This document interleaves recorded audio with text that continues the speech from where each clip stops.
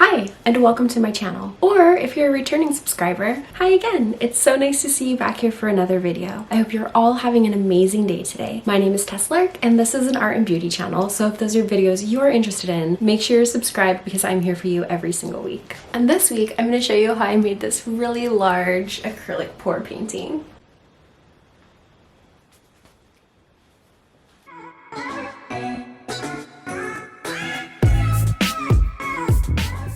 So I've been making acrylic pour paintings for about 3 years now, and I find it's a very relaxing, really nice way to paint. You can get some really cool effects and really beautiful pieces that can really capture an emotion or make you feel something. And I also have a whole playlist on acrylic pour painting that I will go ahead and list down below in the description. And before we get started, I just wanted to remind you that if you do like this video, please go ahead and give it a like. It not only helps out my channel a whole lot, but it also lets me know that I'm making content that you want to see from me. Oh, and also, I recently sent some of my coasters to a fellow YouTuber, Sloan, and they make really great content covering current events. I absolutely love their work, and it was so cool to see them open up my package on the screen and get their reactions to my products. Sloan seemed to really like them, and that made me feel great. I also noticed a little bit of a bump in subscribers, so if you are here from Sloan's channel, hi, thanks for giving me a shot, and let's just hop right into this video.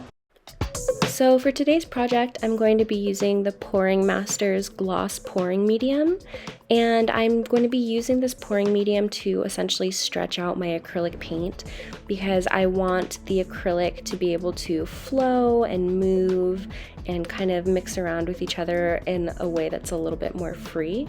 So I'll be mixing my paint with this pouring medium and also adding water.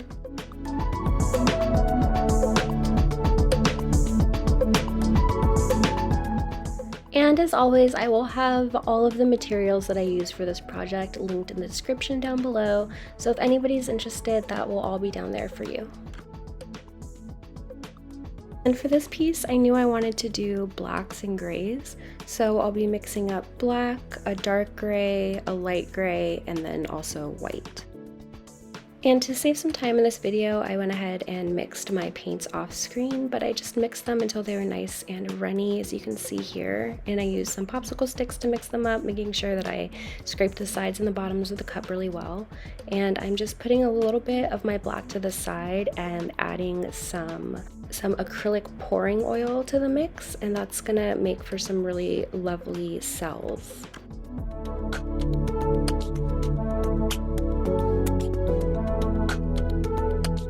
I primed my canvas with gesso and let that dry completely, and then it is time to start pouring.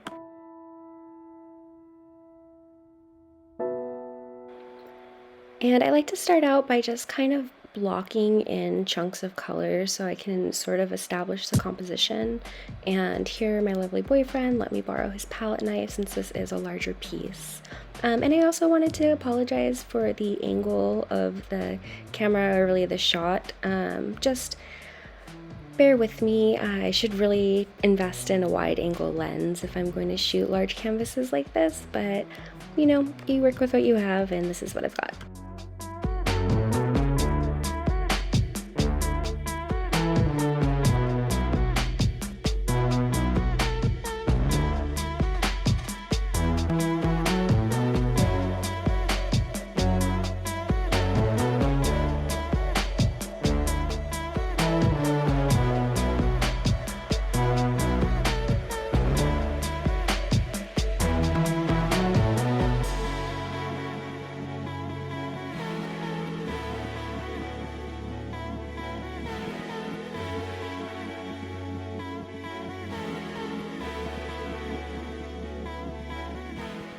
And as I'm sort of smoothing out the colors in each of these sections, I kind of like to use the tool that I'm using to start to mix the colors together. And I also kind of like to have different textures within my canvases, so you can also kind of use the tool at different pressures and even kind of scrape some paint off the canvas, all sorts of fun stuff like that.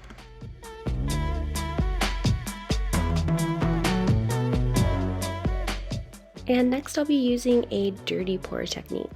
And a dirty pour is where you take your different colors that you've got mixed up, and you mix them all up together in a cup.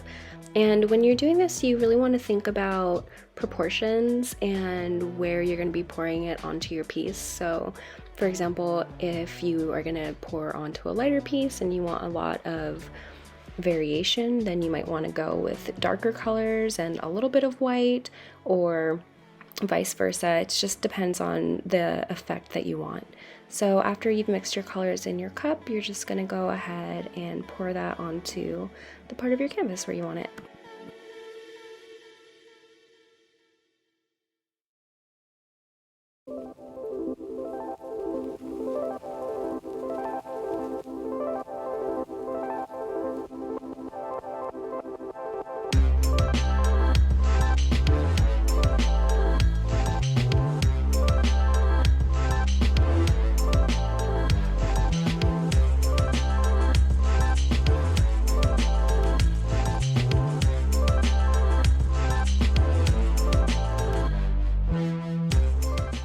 And when I'm making these lines through my canvas, I like to use them to kind of highlight portions that I like and to reinforce the overall flow of the piece. And I also try to avoid messing too much with sections of the canvas that I'm already happy with, because I don't want to lose anything.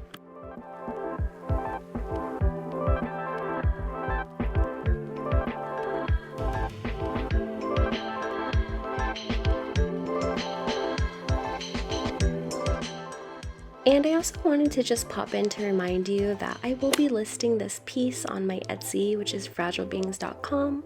I'll link that down below in the description. You can see everything that I have up for grabs or commission me for a custom piece of your own.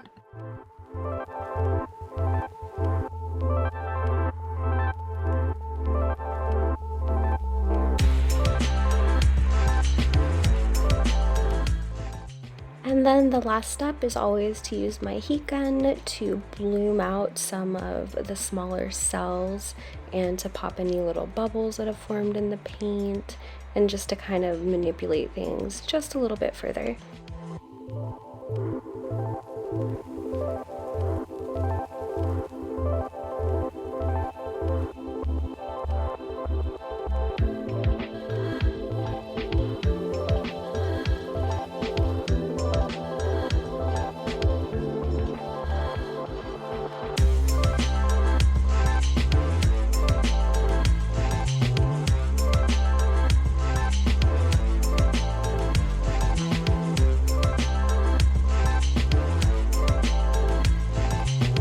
Alright, so that is it for me this week. I hope that you enjoyed this video. I know personally I love this style of painting. I think that you get some really cool effects, really great finished products. Just in general, I find it to be extremely relaxing and really satisfying. So I hope that this inspires you to make something of your own today, and I will see you in the next one. Bye!